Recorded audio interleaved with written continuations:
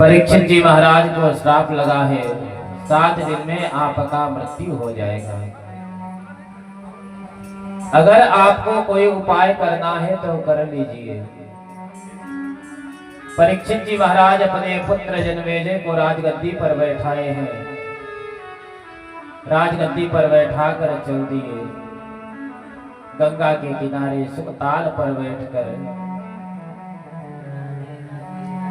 चिंतन कर रहे हैं। बड़े बड़े ऋषि आए। वहीं पर सुखदेव जी महाराज का भी आगमन हुआ है। तो सुखदेव जी महाराज से भी यही प्रश्न किए हैं कि महाराज 7 दिन में मरने वाले व्यक्ति को क्या करना चाहिए।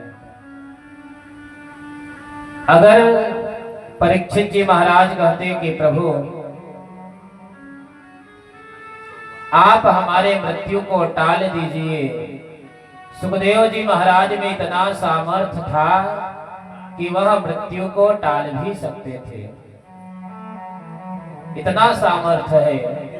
लेकिन यह नहीं कहे कि आप हमारे मृत्यु को टालिए। परीक्षित जी महाराज कह रहे हैं कि 7 दिन में मरने वाले व्यक्ति को क्या करना चाहिए। क्या करना चाहिए भैया। सुखदेव जी महाराज जैसे ही सुने बड़े प्रसन्न हुए। वरीयानते प्रश्न कृतो लोकहृतो निपः आत्मवृत्ति संपत्तः पुंसात् श्रोतव्यादिशो यः परः। वरीयानते प्रश्नः, बहुत सुंदर आपका प्रश्न है। देखिए यह प्रश्न परीक्षित जी महाराज अपने लिए नहीं अपितु यह पूरे संसार के लिए यह प्रश्न किए हैं। क्योंकि मरना तो सभी को है। मरना है कि नहीं है। कितने दिन में मरना है। हाँ पता है 7 दिन में ही मरना है। इसी 7 वार में हमें मरना है। 8वां दिन कोई नहीं है। 8वां वार कोई नहीं बना है। रविवार, सोमवार, मंगल, बुध, बृहस्पति, शुक्र, शनि, इसी में से एक दिन सभी का मृत्यु होना है। यह भागवत भी 7 दिन का है। एक एक दिन की कथा से एक एक दिन को अपने सुधार सकते हैं। सुखदेव जी महाराज कहने लगे कि आपको घबराने की जरूरत नहीं है। खड़वांग राजा तो 2 घड़ी में मर जाते हैं, लेकिन उनका भी मुक्ति हो गया। आपके पास तो बहुत समय है। आपके पास तो बहुत समय है। चिंता न करो राजन, 7 दिन बाकी अभी। घड़ी भर में ही परलोक प्राप्त होता है। कहने लगे घड़ी भर में ही हम तो भगवत धाम को प्राप्त कर सकते हैं। आपके पास तो 7 दिन का समय है।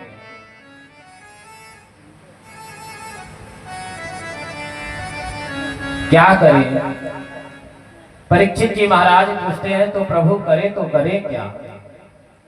देखिए अगर आपको कोई बढ़िया डॉक्टर मिलेगा तो कहेगा भैया देखो कोई बीमारी नहीं, आप जल्द ही ठीक हो जाएंगे, आपको डरने की आवश्यकता नहीं है। भले ही ऑपरेशन क्यों न करना पड़े उसे। लेकिन अगर कोई डॉक्टर गड़बड़ मिल गया तो कहेगा अरे भैया बड़ी समस्या है, अरे आपका तो ऑपरेशन होगा, जल्दी करा लो नहीं तो मर जाओगे। पता चला वो साल भर में मरने वाला व्यक्ति तुरंत मर जाएगा, हार्ट अटैक आ जाएगा।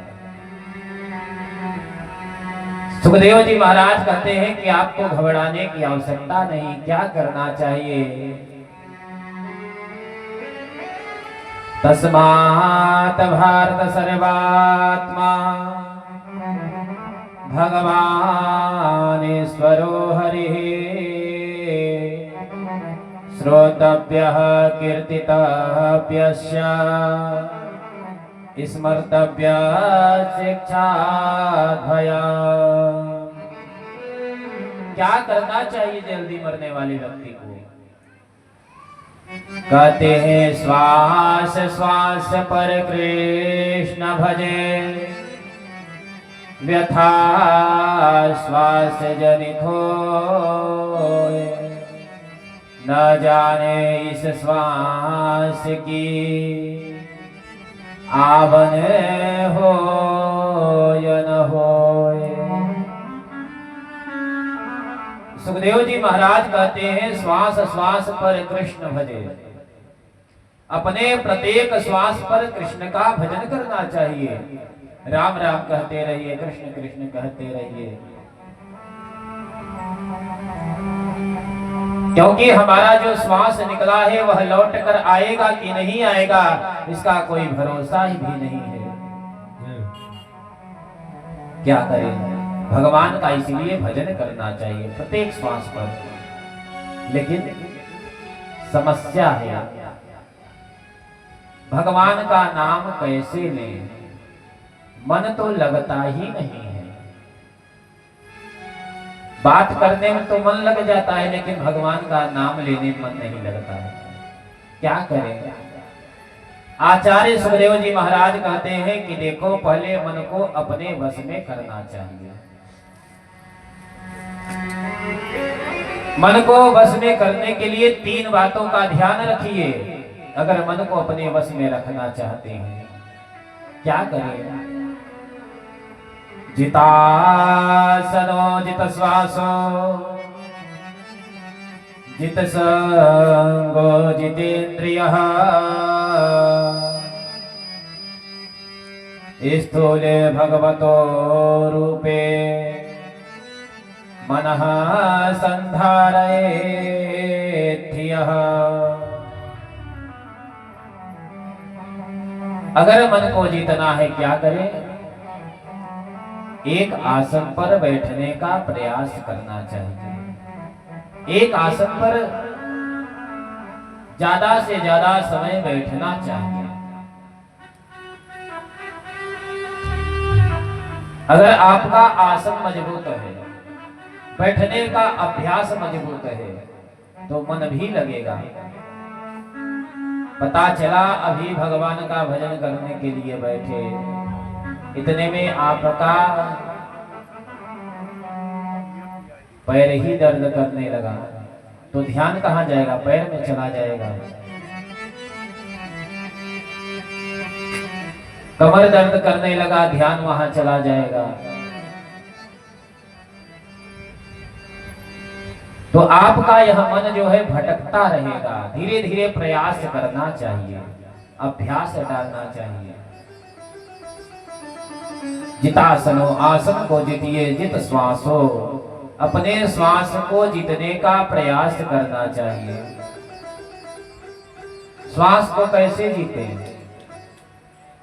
प्राणायाम करके अपने श्वास को जीतने का प्रयास करना चाहिए। कुंभक, पूरक, रेचक के द्वारा अपने प्राणायाम करके श्वास को जीतना चाहिए। और जित संगो, संग को जीतना चाहिए। अच्छा संग करेंगे अच्छे होंगे, बुरा संग करेंगे तो बुरे होंगे।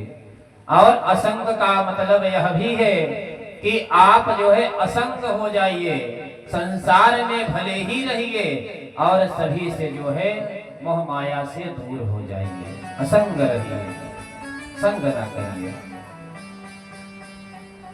जित संगो जितेन्द्रियः, और अपने इंद्रिय को जीतने का प्रयास करना चाहिए।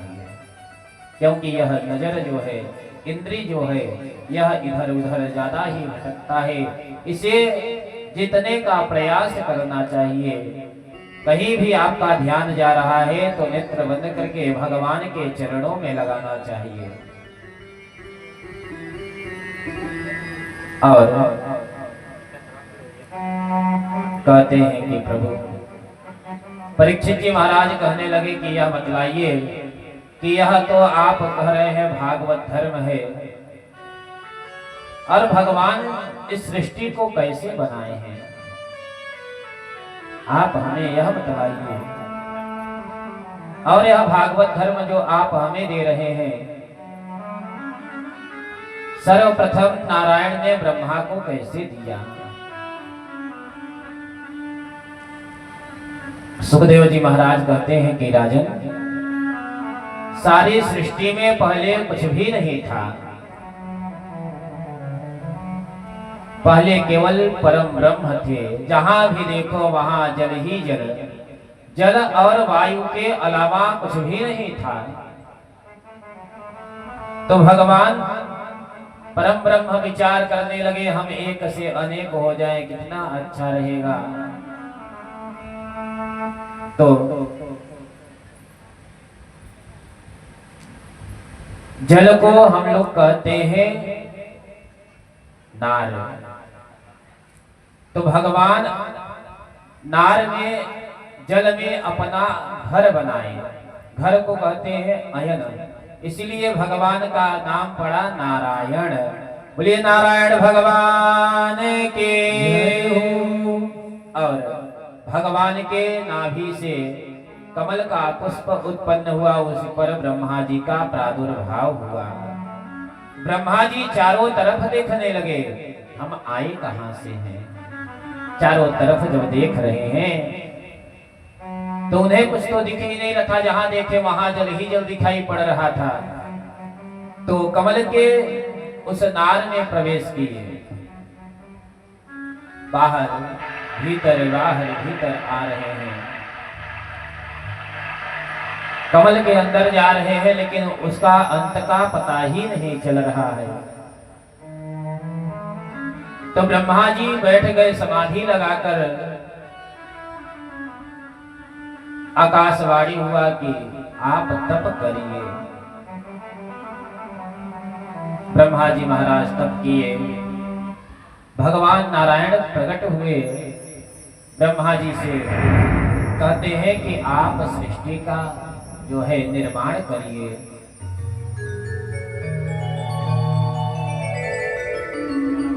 तो ब्रह्मा जी को आज नारायण भगवान चतुर्श्लोकी भागवत का उपदेश किए हैं। पहले जो यह भागवत था 18,000 श्लोक का, यह 4 ही श्लोक में था, 4 ही मंत्र में था। कहीं घमंड न हो जाए ब्रह्मा जी को, इसीलिए उपदेश किए हैं चतुर्श्लोकी भागवत का। अहमेवासमेवाग्रे नान्याद्यदसत् सत्परा पश्चादहं यदेतच्च यो शिष्यश्चोऽस्म्यः ऋतेऽर्थ्य यत् प्रतीयेत न प्रतीयेत चात्मनि तद्विधादात्मानो माया यथा भासो यथा तमः यथा महन्ति भूतानि भूतेषु च शुचिष्णुः प्रविष्ठान्यप्रविष्ठानि तथा तेषु न ते स्मः। एतावदेव जिज्ञास्यः तत्त्वजिज्ञासुनात्मनः अप्ययव्यतिरेकाभ्याम् यद्यस्यात् सर्वत्र सर्वदा।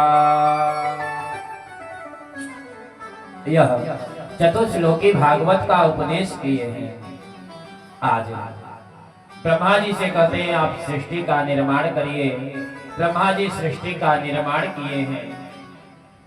क्या किए हैं?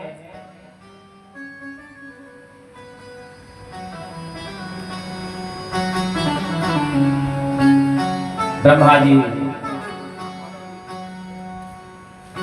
बहुत ही सुंदर सृष्टि का निर्माण करते हैं।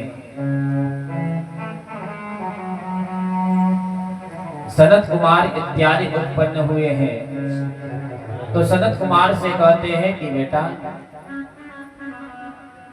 आप जो है सृष्टि का निर्माण करिए, लेकिन सनत कुमार जी मना कर दिए, हम नहीं करेंगे। तो ब्रह्मा जी श्राप दे दिए हैं, जाओ तुम 5 वर्ष के हो, 5 ही वर्ष के रहोगे, उससे बड़े नहीं होगे। आज सनत कुमार हाथ जोड़ के प्रणाम किए हैं कि प्रभु आपके श्राप में ही हमारा कल्याण है। देखिए आज ब्रह्मा जी सनत कुमार के तो पिता हुए, पिताजी अगर डांट रहे हैं तो उसमें आपका ही कल्याण है।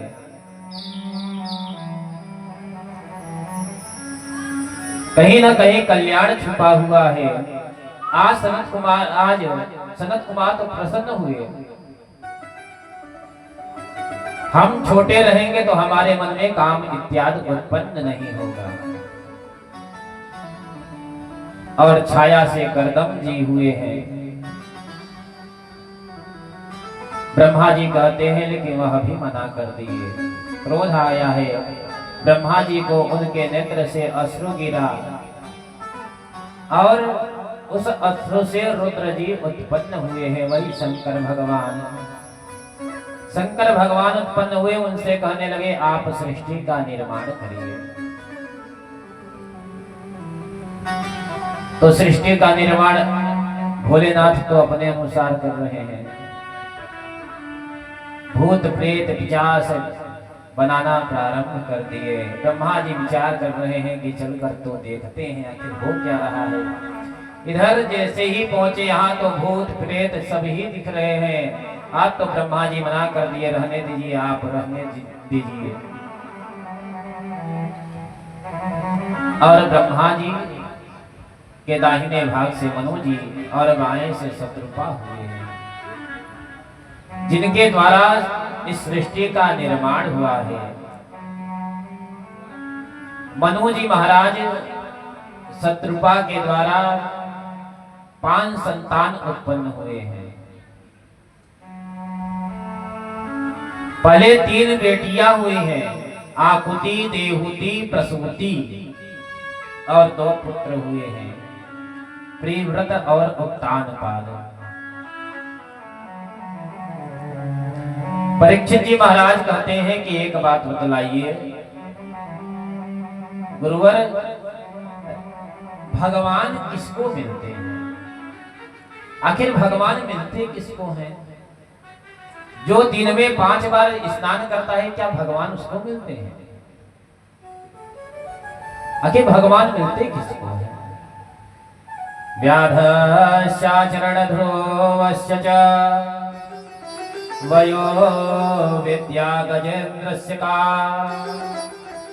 का जातिर्विदुर्यादस्य पते रुग्रश्च किं पौरुषा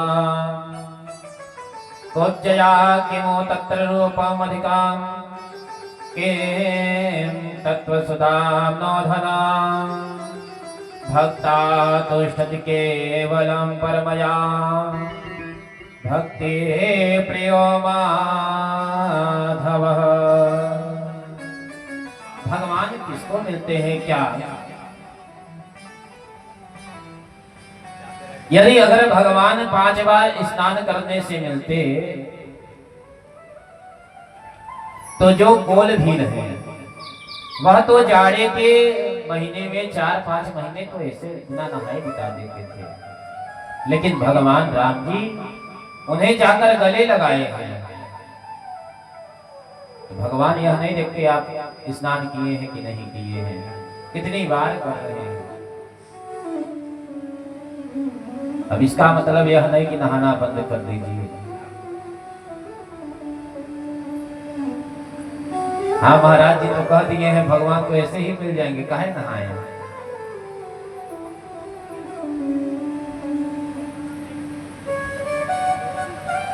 और भगवान यह नहीं देखते आपका उम्र कितना है, आप उम्र में बड़े हैं कि छोटे हैं। अगर भगवान उम्र देखते होते तो ध्रुव जी महाराज का उम्र कितना ही था। ध्रुव जी महाराज 5 ही वर्ष के हैं, लेकिन उन्हें भगवान प्राप्त हो गए। भगवान यह भी नहीं देखते आपका उम्र कितना है। अगर भगवान स्वरूप देखते होते, आपका रूप देखते होते, गोरे हैं कि काले हैं, अगर भगवान यह देखते तो कुब्जा को भगवान नहीं मिलते। अगर धन देखते होते तो सुदामा जी के पास कौन सा धन था, भगवान सुदामा को भी मिल गए हैं। अगर भगवान विद्या देखते होते, आपके पास डिग्री कितना है, तो यह बतलाइए गजेंद्र के पास कौन सा पढ़ाई लिखाई था। वह तो गोविंद कहा, गो कहते ही भगवान चल दिए, बिंद तो बाद में कहा, भगवान उसकी रक्षा कर दिए। भगवान यह भी नहीं देखते, भगवान आपका भाव देखते हैं, आपका प्रेम देखते हैं। भगवान यह नहीं देखते कि आप कौन से जाति के हैं, कौन से बिरादर के हैं। यह देखते होते का जाति विदुर से यादव पते। विदुर जी महाराज तो दासी के पुत्र हैं, उनके यहाँ भी केले के छिलके पाए हैं। अब जैसे ही परीक्षित जी महाराज सुने, कहने लगे कि प्रभु यह कथा आप हमें बतलाइए, भगवान केला का छिलका कैसे पाए। कहने लगे कि जब कौरव लोग पांडवों के साथ अन्याय कर रहे थे, लक्षा में गृह में जलाने का षड्यंत्र कर रहे थे, तो मैं विदुर जी महाराज जाकर धृतराष्ट्र जी से कहते हैं कि महाराज आप बाहर की आंख से तो देखते नहीं हैं, लेकिन आप अपने अंदर के आंख को भी बंद कर लिए हैं।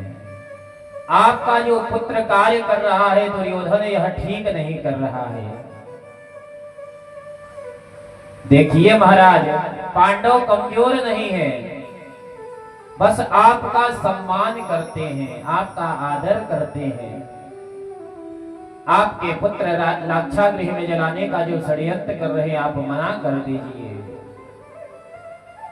देखिए विदुर जी महाराज कहते हैं कि अगर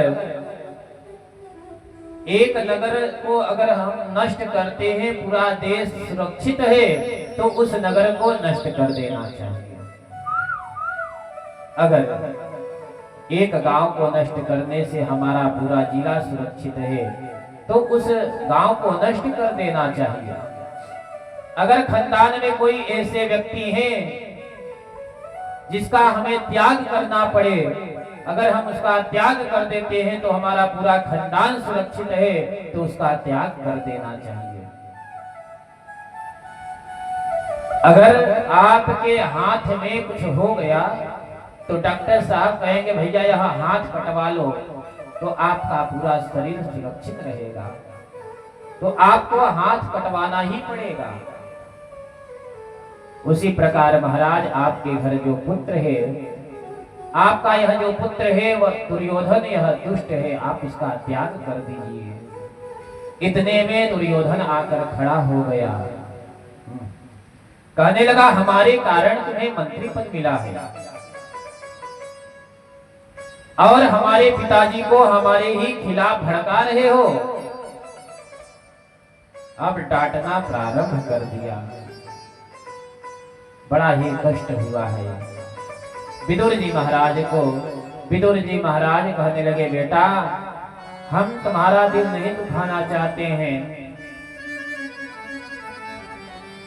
अगर आपको बुरा लगा हो तो हम क्षमा चाहते हैं। विदुर जी महाराज आज अपना मंत्री पद त्याग करके धनुष बाण को वहीं पर रखकर विदुर जी महाराज विदुरानी जी को लेकर चल दिए, लेकर गए और एक सुंदर कदली के वन में गए हैं। वहां पर पर्ण कुटी बनाए और वहीं पर विदुरानी जी के साथ निवास करने लगे और भगवान का भजन करने लगे। ओम नमो भगवते वासुदेवाय, इसी मंत्र का जप कर रहे हैं। आज विदुर जी महाराज मुस्कुरा रहे हैं, मुस्कुरा रहे हैं। विदुरानी जी कहने लगी, क्या बात है, आप इतने आनंद में क्यों हैं, क्या बात है। तो विदुर जी महाराज कहते हैं कि आज हस्तिनापुर में द्वारिकाधीश आने वाले हैं, आज कन्हैया आने वाले हैं। विदुर जी महाराज जैसे ही कहने लगे, विदुरानी जी कहती हैं कि आप मंत्री पद पर हैं नहीं, तो कन्हैया का दर्शन कैसे करेंगे।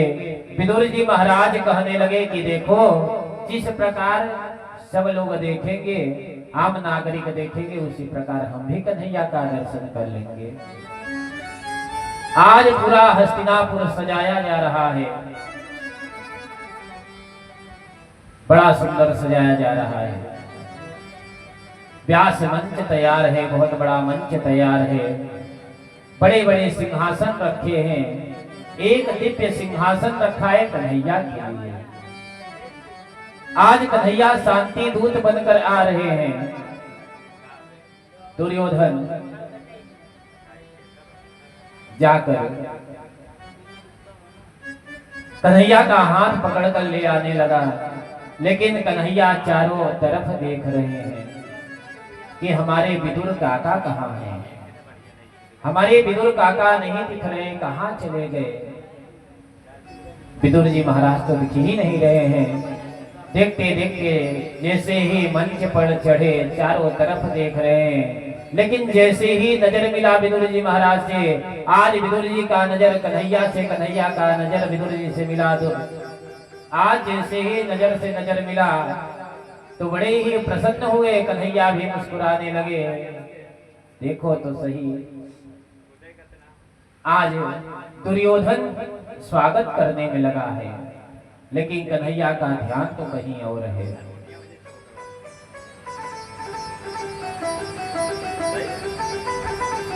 कन्हैया को ले जाकर सिंहासन पर बैठाए और कन्हैया से कहने लगे, दुर्योधन कहने लगा कि यह बताओ आपके आने का कारण क्या है, आप क्यों आए हैं। कन्हैया खड़े हुए और कहने लगे, यह बताओ दुर्योधन, जो पांडव लोग हैं वह तुम्हारे भाई हैं कि नहीं। दुर्योधन कहता है, हाँ हमारे काका के लड़के हैं तो हमारे भाई हुए। तो कहने लगे, कन्हैया अगर आपके भाई हैं तो आधे राज्य के अधिकारी भी हैं, आधा राज्य देना चाहिए। लेकिन हम आधा राज्य नहीं कह रहे हैं, हम तो बस इतना कह रहे हैं कि आप 5 गांव दे दो, हम उसी 5 गांव में पांडवों को संतुष्ट करने का प्रयास करूंगा। अब तो वह क्रोध में आ गया, खड़ा हो गया, कहने लगा, क्या कह रहे हो कन्हैया। सोहोच्चग्रेवनेव दास्यामि बिना योद्धेन केशवः। अरे कन्हैया, यह तुम क्या कह रहे हो, बिना युद्ध के हम एक सुई की नोक के बराबर जमीन न दें। कन्हैया कहने लगे कि अभी तुमने युद्ध देखा ही कहां है, लाखों पुरुष मारे जाते हैं, लाखों औरतें विधवा हो जाती हैं, हजारों बच्चे अनाथ हो जाते हैं। अभी तुमने युद्ध देखा ही कहां है। बगल में धृतराष्ट्र जी थे, हाथ पकड़ लिए दुर्योधन का। अरे पागल, तुम्हें बोलने नहीं आता। कन्हैया कहने लगे, देखो तुम्हें तो एक शांति दूत के साथ कैसा व्यवहार करना चाहिए, तुम्हें तो यह भी ज्ञात नहीं है। अब तो दुर्योधन हाथ जोड़ लिया, कहने लगा कि देखो यह सब वार्तालाप बाद में होगा,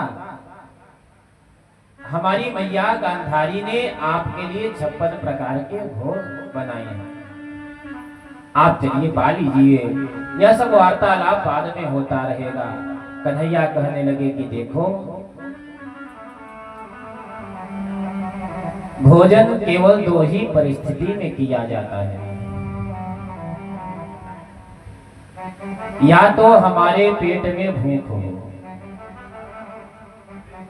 या तो सामने जो भोजन करा रहा है उसके मन में प्रेम भरा है, तब तो भोजन कर सकते हैं, भले पेट भरा है। कन्हैया कहते हैं न यहाँ तो प्रेम है, न तो हमारे पेट में भूख है, यहाँ तो भोजन करने का कोई सवाल ही नहीं है। रही बात निमंत्रण का, तो निमंत्रण हमारे विदुर काका के यहाँ। अब दुर्योधन भी विचार करने लगा कि निमंत्रण विदुर काका के यहाँ, सीधे द्वारिका से हस्तिनापुर आए, हमारे पास आए, तो निमंत्रण कहाँ दे दिए। तो कन्हैया तो झूठ बोलने में तो आगे हैं। हाँ, कहने लगे देखो, विदुर काका का निमंत्रण पत्र आया था कि आप जब भी आइएगा द्वारिका, आप द्वारिका से जब भी हस्तिनापुर आइएगा, तो आपका पहला निमंत्रण हमारे घर रहेगा। अब तो दुर्योधन हंसने लगा, कहने लगा कि हम भी देखते हैं आपको खिलाएगा क्या। अरे जिसके पास खाने के लिए कुछ है ही नहीं, क्या खिलाएगा। कन्हैया कहने लगे हमें उसकी चिंता नहीं, जो निमंत्रण दिया है तो भोजन की व्यवस्था भी किया होगा। अब विदुर जी महाराज जैसे ही भोजन की बात सुने, विदुरानी से कहते हैं अरे देखो तो सही, यह कह रहा है भोजन के लिए, अगर कह रहा है तो आएगा भी अवश्य। एक काम करो, तुम यहाँ से जाओ, तुम जाओ घर में चौका लगा देना, सुंदर आसन बिछा देना, मैं भी पांडवों के भाग्य में होता क्या है देख कर आ रहा हूँ। इधर विदुरानी जी चली गई और विदुर जी महाराज भी थोड़ी देर बाद वह भी निकल गए। गोप ग्वाल के बाजार में गए हैं माखन मिश्री लेने के लिए। कन्हैया आ रहा है तो क्या खाएगा, हमारे घर क्या है, तो माखन मिश्री लेने के लिए चले गए। इधर कन्हैया आज नंगे पांव चल दिए हैं। जैसे ही विदुर जी महाराज के घर पहुंचे हैं, विदुरानी जी इधर स्नान करने में तन्मय हैं और कन्हैया आवाज लगाने लगे।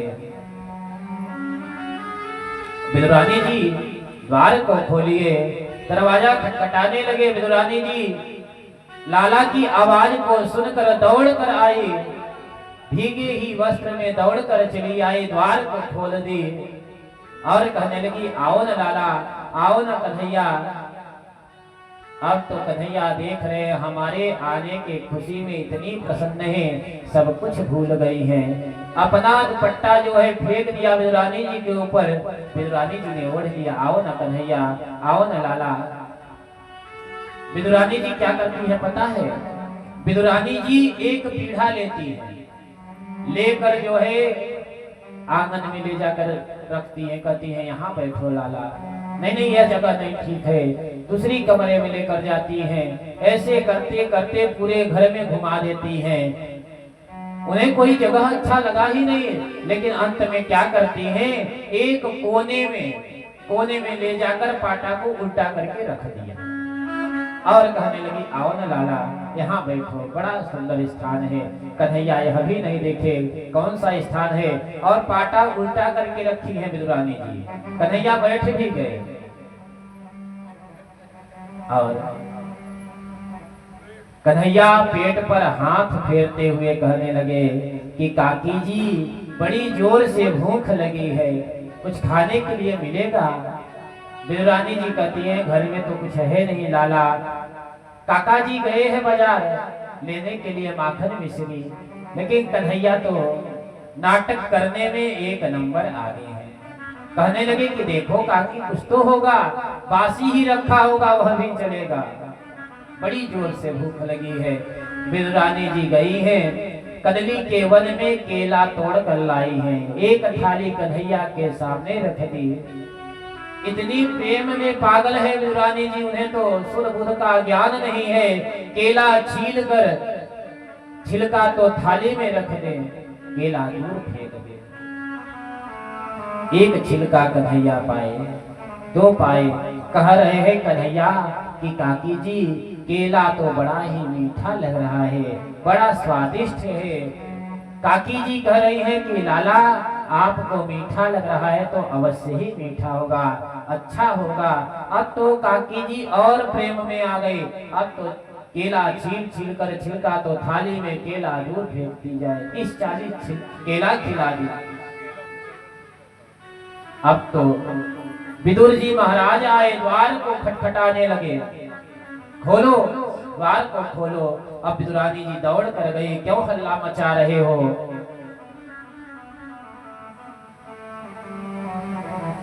विदुर जी महाराज कहते हैं कि आज कन्हैया कहे हैं हमारे घर आएंगे तो आएंगे अवश्य।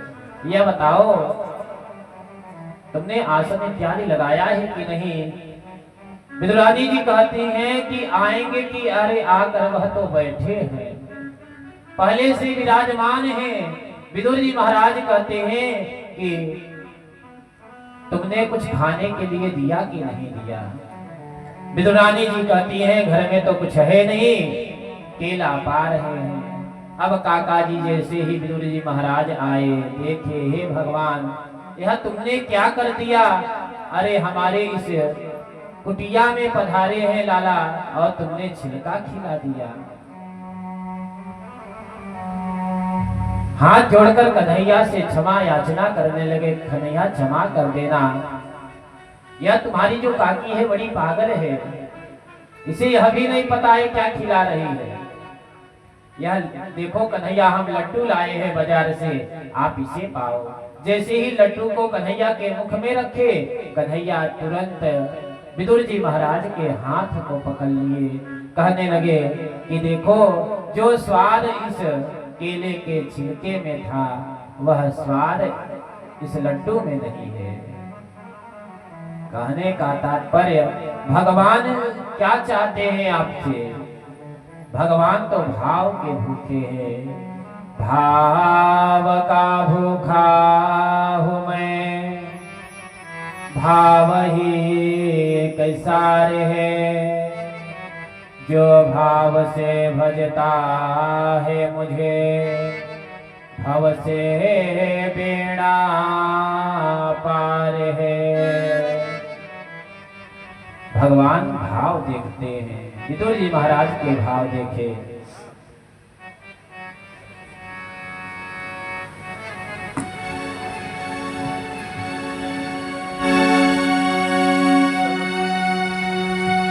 सबसे ऊंची प्रेम सगाई, सबसे ऊंची प्रेम सगाई, सबसे ऊंची प्रेम सगाई, सबसे ऊंची प्रेम सगाई, सबसे ऊंची प्रेम सगाई, सबसे ऊंची प्रेम सगाई।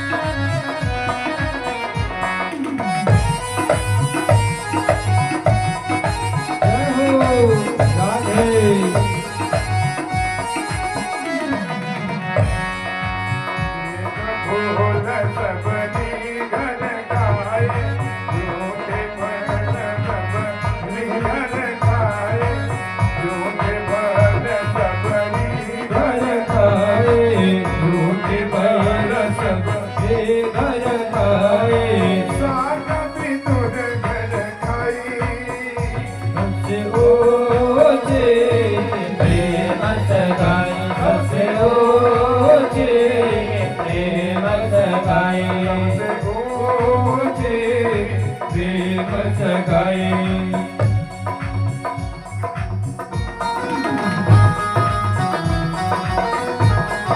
जय हो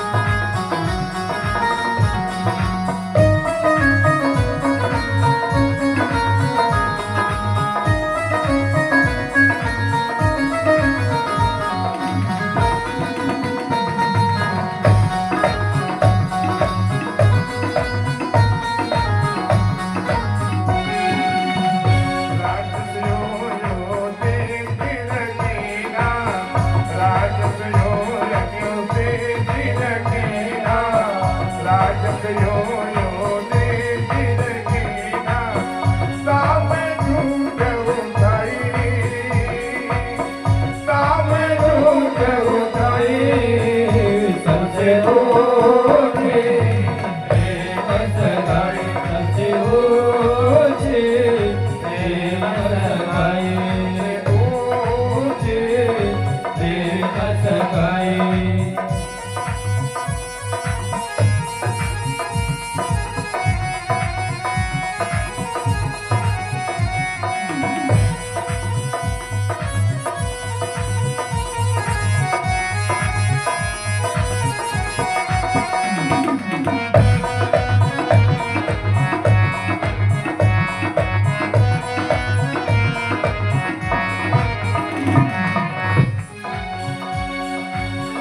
प्रेम के बस बादल रथ हाक्यों प्रेम के बस बादल रथ हाक्यों प्रेम के बस बादल रथ हाक्यों प्रेम के बस बादल रथ हाक्यों भूल गए ठकुराई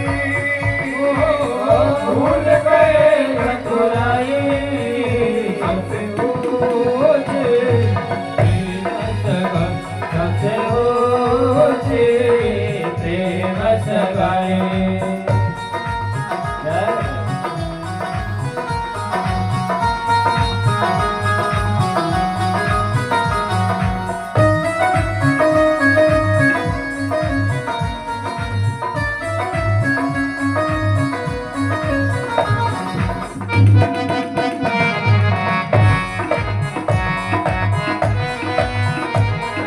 जय हो राधे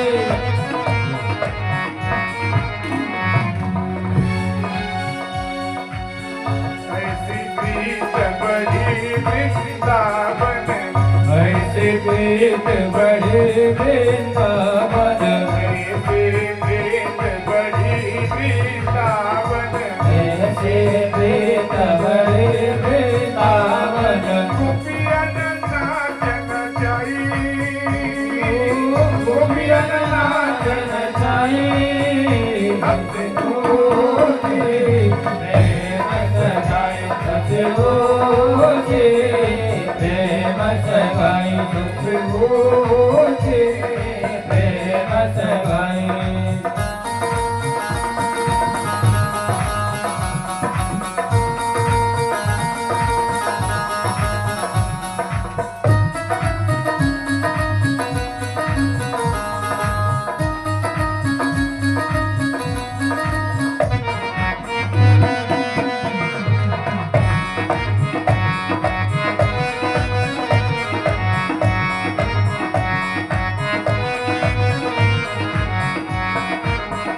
प्रेम के बसने पर सेवा की प्रेम के बसने पर सेवा कीजिए प्रेम के बसने पर सेवा की प्रेम के बसने पर सेवा कीजिए आप बने हरि नाई आप बने हरि नाई सबसे ऊंचे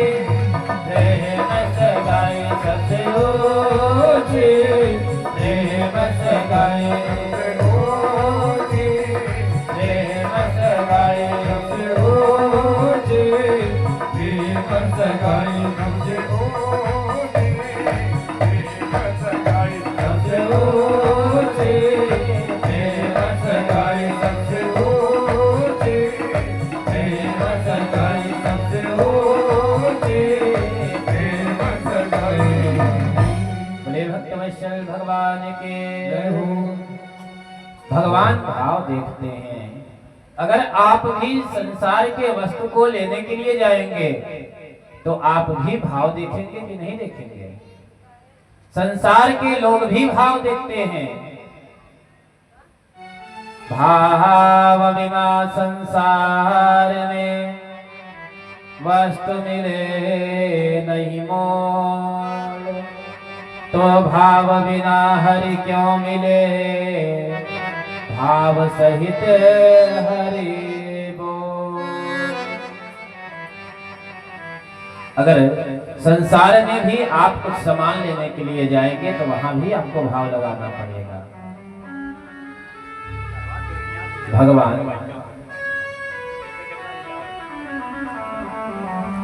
परीक्षित जी महाराज कहते हैं कि गुरुवर अच्छा यह बतलाइए, कोई सुखी इतना क्यों है, कोई दुखी क्यों है? भगवान किसी को सुख क्यों देते हैं, किसी को दुख क्यों देते हैं? भगवान यह कार्य करते हैं, क्या यह ठीक करते हैं? हाँ,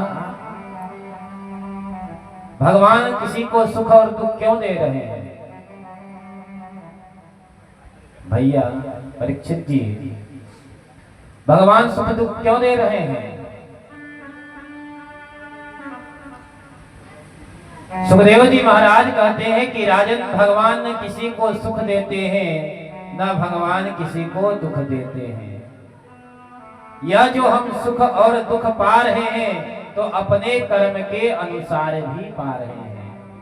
हमारा जैसा कर्म रहता है हम वैसा फल भी पाते हैं, अपने कर्म के अनुसार सुख दुख पाते हैं।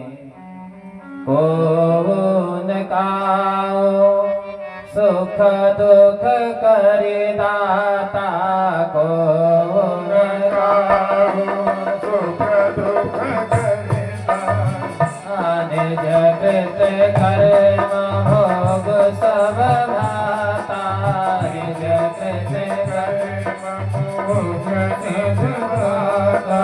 श्री राम जय राम जय जय राम, श्री राम जय राम जय जय राम, जय जय वेग हरण हनुमान, जय जय वेग हरण हनुमान।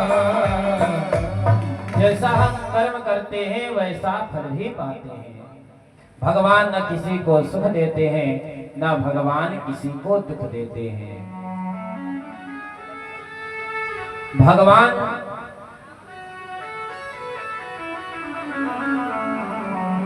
अपने कर्म के अनुसार फल को पा रहे हैं।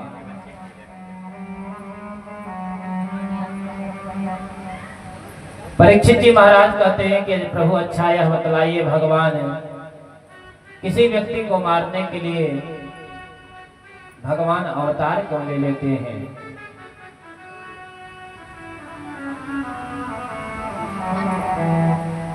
भगवान देवता को बचाने के लिए अवतार लेते हैं, क्या मारने के लिए जिसे आते हैं क्या वह सब देवता ठीक है?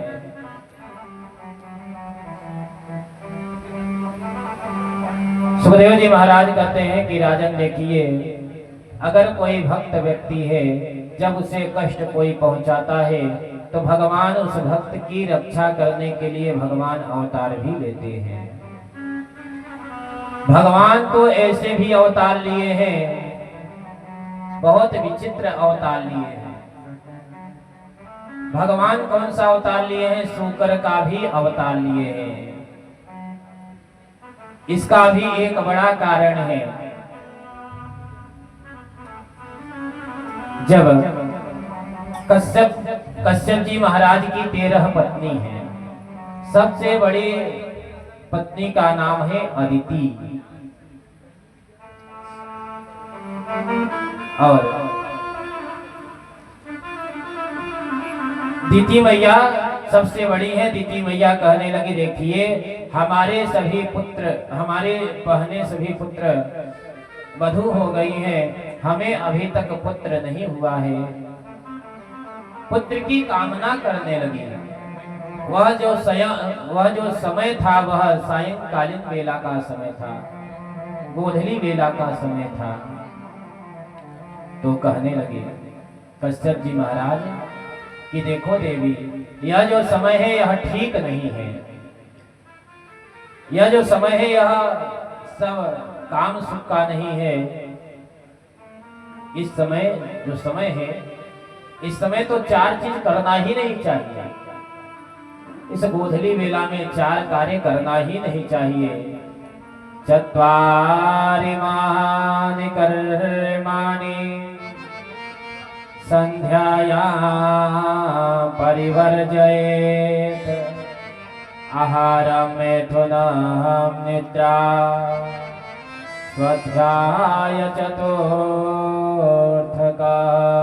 चार कार्य नहीं करना चाहिए। क्या नहीं करना चाहिए? आहारम, इस समय भोजन नहीं करना चाहिए। भोजन करने से रोग ही उत्पन्न होता है। और मैथुनम, काम क्रिया इत्यादि नहीं करना चाहिए। निद्रा, उस समय सोना भी नहीं चाहिए। और चौथा चीज है स्वाध्याय, उस समय पढ़ाई भी नहीं करना चाहिए। इस संध्या काल में अगर पढ़ाई भी कर रहे हैं तो जो भी पढ़े हैं वह सब भी भूल जाएंगे। कश्यप जी महाराज दीति मैया को समझाने लगे, लेकिन दीति मैया को एक भी बात समझ में नहीं आ रहा है। उन्हें काम सुख सता रहा है। कश्यप जी महाराज दीति के आगे झुकना पड़ा और अंत में कह दिए, जाओ, तुम्हें जो पुत्र होंगे, दो पुत्र होंगे, दोनों के दोनों दुष्ट होंगे, दुराचारी होंगे, पापी होंगे। अब तो दीति मैया रुदन करने लगी, हाथ जोड़कर कहने लगी कि हमें ऐसे पुत्र नहीं चाहिए। हमें तो सुंदर पुत्र चाहिए, सुशील चाहिए, भगवान का भक्त चाहिए। लेकिन कश्यप जी महाराज कहते हैं, अब बीज का असर तो जाएगा नहीं, लेकिन हाँ, जाओ, आशीर्वाद देते हैं, तुम्हारा जो पौत्र होगा वह भगवान का भक्त होगा, वह नारायण का भक्त होगा। आज दीति मैया का गर्भ जो है धीरे धीरे बढ़ा। 10 महीने का जब गर्भ हो गया, दीति मैया के गर्भ जो है प्रकाशित हो रहा था। अब तो देवता लोग घबराने लगे। देखिए, देवता तो पहले ही घबराते हैं। देवराज इंद्र सबसे आगे, कहीं हमारा गद्दी खाली ना हो जाए। कुर्सी के लिए सब लोग डरते हैं, कहीं हमारा कुर्सी न चला जाए। हाँ, जल्दी चलो, जल्दी से कथा में बैठेंगे तो कुर्सी मिल जाएगा। आ रहा है चुनाव 26 का, कुछ ऐसा कार्य करते हैं कि कुर्सी हमें ही मिल जाएगा। कुर्सी की चिंता तो सबको लगी है। देवराज इंद्र को भी चिंता है अपने कुर्सी का। अगर कोई 99 100 यज्ञ कर लेता है तो उसे इंद्र का पद मिल जाता है। देवराज इंद्र पहले ही घबराने लगते हैं। यज्ञ में इत्यादि, यज्ञ में व्यवधान डालना प्रारंभ कर देंगे पहले से ही। आज देवराज इंद्र ब्रह्मा जी के पास गए, कहने लगे कि देखो, यह दैत्य की मैया है, पता नहीं इसे कौन होगा। अदिति के गर्भ में पता नहीं कौन है। तो ब्रह्मा जी कहते हैं कि देखो, दीति के गर्भ में कोई साधारण पुरुष नहीं, कोई साधारण बालक नहीं है। इनके जो गर्भ में है वह कौन है? भगवान के पार्षद हैं, भगवान के दिव्य पार्षद है, जय और विजय है। ए तो पार्षदो महिया जयो विजय एव च कदर्थे कृत्रिमां यद्यो ब्रह्मत्रातामतिक्रमम्।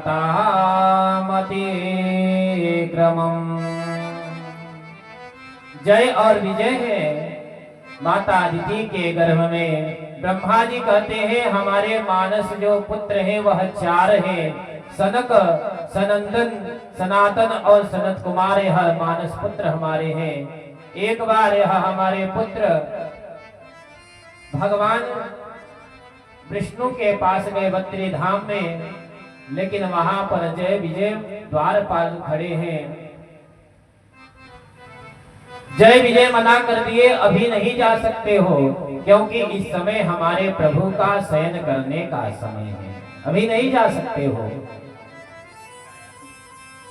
तो सनत कुमार को क्रोध आ गया, कहने लगे कि आप जो है हमारे माता पिता से मिलने के लिए रोक रहे हो। जाओ, तुम भगवान से मिलने नहीं देना चाहते, जाओ। तुम तो राक्षस का कार्य कर रहे हो, जाओ तुम दोनों राक्षस हो जाओ, ऐसा श्राप दे दिए। तो सनत कुमार से जय विजय कहने लगे तो बड़ा कष्ट होगा। जय विजय को श्राप देने के बाद सनत कुमार को पश्चाताप होने लगा। छोटी सी बात को लेकर हमने इतना बड़ा श्राप दे दिया। भगवान विष्णु आकर द्वार पर ही दर्शन दिए हैं नारायण, और दर्शन देने के बाद सनत कुमार को वहां से लौटा दिए हैं, आज अंदर प्रवेश नहीं करने दिए। पुनः बद्रिका आश्रम गए हैं सनत कुमार, वहां तपस्या करने के लिए। क्रोध करने के कारण जो तप का प्रभाव था वह सब कुछ नष्ट हो गया। क्रोध करने से हमारा तेज भी नष्ट होता है, इसलिए अनायास क्रोध नहीं करना चाहिए। और वही जय और विजय माता अदिति के गर्भ में है, और माता अदिति के गर्भ से उनका जन्म हुआ। एक का नाम है हिरण्याकश्यपु, दूसरे का नाम है हिरण्याक्ष। हिरण्याक्ष जो है बड़ा ही दुष्ट है। एक तरफ से जा रहे थे हिरण्याक्ष और दूसरी तरफ से जा रहे थे उड़ते हुए नारद जी। नारद जी को जैसे ही देखे पकड़ लिए, कहां जा रहे हो बीड़ा बजाते हुए, कहां चल दिए? हमारे बाजुओं में खजुली हो रहा है, आपको युद्ध करना ही पड़ेगा। कोई जब दुष्ट व्यक्ति मिल जाते हैं कहीं भी, तो उनका कार्य ही है बिना युद्ध करे, बिना लड़ाई करे तो छोड़ेंगे नहीं। उनका यह स्वभाव है। आज हिरण्याक्ष जो है नारद से कहने लगा कि आपको हमारे साथ युद्ध करना ही पड़ेगा। नारद जी महाराज कहने लगे, अरे भैया हमें कहाँ फंसा रहे हो, हमें तो केवल वीणा बजाने आता है, केवल भगवान का भजन करने आता है, इसके अलावा हमें तो कुछ नहीं आता। भैया तो हम तो कहो तो यही गा सकते हैं, आप भी हमारे साथ कहो तो कीर्तन गा लो। कहा कि नहीं नहीं युद्ध करना पड़ेगा। कहने लगा हम तो सीधे साधे, हम केवल भगवान का भजन करते हैं, श्री कृष्ण गोविंद हरे मुरारी, हे नाथ नारायण वासुदेवाय। कहने लगे भैया कि आप हमारे साथ गाना प्रारंभ कर दो। श्री कृष्ण गोविंद हरे मुरारे, हे नाथ नारायण वासुदेवा। श्री कृष्ण गोविंद हरे मुरारी, हे नाथ नारायण वासुदेवा। श्री कृष्ण गोविंद हरे मुरारी, हे नाथ नारायण वासुदेवा।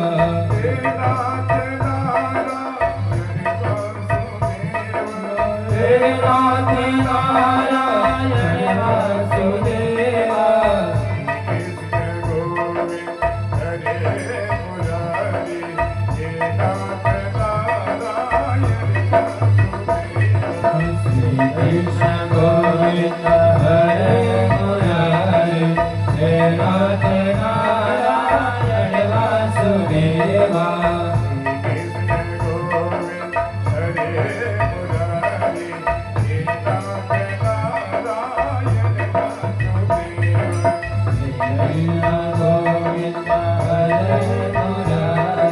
हे नाथ नारायण वासुदेवा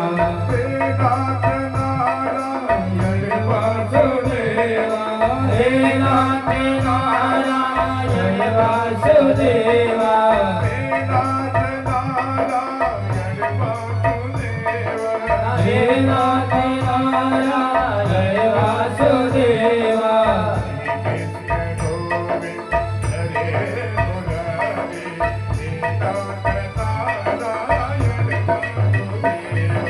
श्री कृष्ण गोविंद हरे मुरारी हे नाथ नारायण वासुदेवा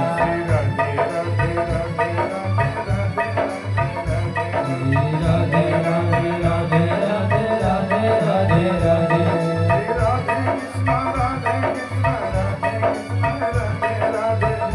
कृष्ण राधे कृष्ण राधे कृष्ण राधे राधे राधे राधे राधे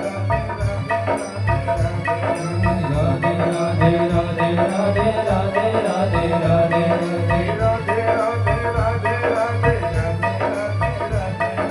राधे राधे राधे राधे राधे राधे राधे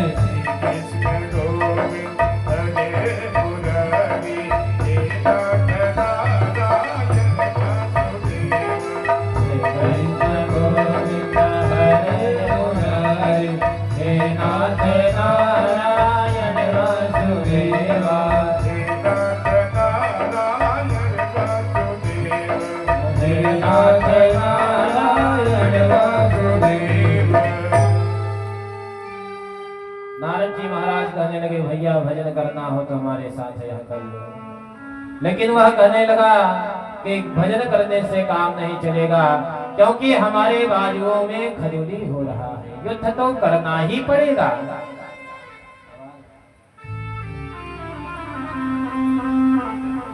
युद्ध तो करना ही पड़ेगा।